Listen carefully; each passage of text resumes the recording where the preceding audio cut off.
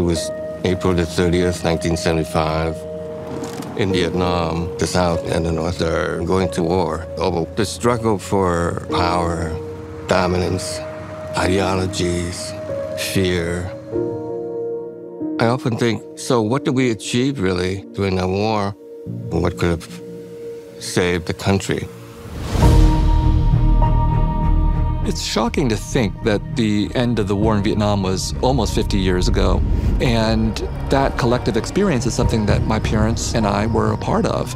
I wanted to honor their experience, but also the experience of basically everyone who fled Vietnam. That scene is very symbolic of just what the Vietnamese people were feeling and are still feeling, just enduring pain. The show is grounded in something that's very traumatic, and as long as these characters are portrayed in a grounded way, the audience will be able to feel the emotions on screen as well. I relate to the pain of that loss. It happened exactly like how it happened in the show. Buses taking people out to the tarmac and right up to the ramp of the C-130. Everyone is waiting, desperate.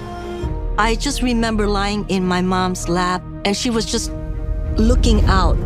Silent tears was just rolling down her face, and that image is seared in my mind. I really feel like I'm just being myself, just really reliving it. I can't imagine trying to escape and everything's failing and falling around you. You lose everything. You lose your friends, you lose your house, you lose your way of life that you've grown up to know. I think it's really important for me as a character to understand the pain of the people that went through the war, not to replicate it, but to understand it. Being a kid of the Vietnam era, seeking to understand it, I was there watching a community of people do something really difficult.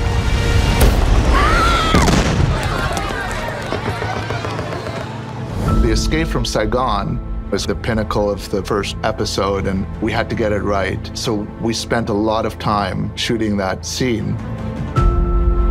Everybody on the set and on the crew and on the cast feels a deep sense of responsibility, and it feels pervasive that we're all here doing something special. That doesn't always happen. 아주 정확하고 구체적인 스토리보드를 만들어서 하나하나 미장센을 디자인하듯이 그렇게 하기보다는 이것은 좀 더 인물을 따라가는, 그리고 좀 더 활력 있는 그런 카메라 워크를 좀 많이 쓰려고 했습니다. So those drones and pursuit arm cars like something we needed, especially the drone. We wanted to put some other perspective during the scene.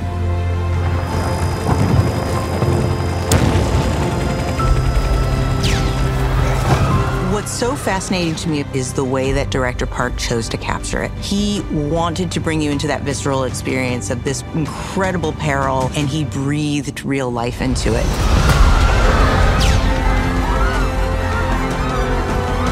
제가 그 배우들로부터 직접 들은 경험담이 거기서 영향을 받은 장면이라고 할 수 있겠습니다.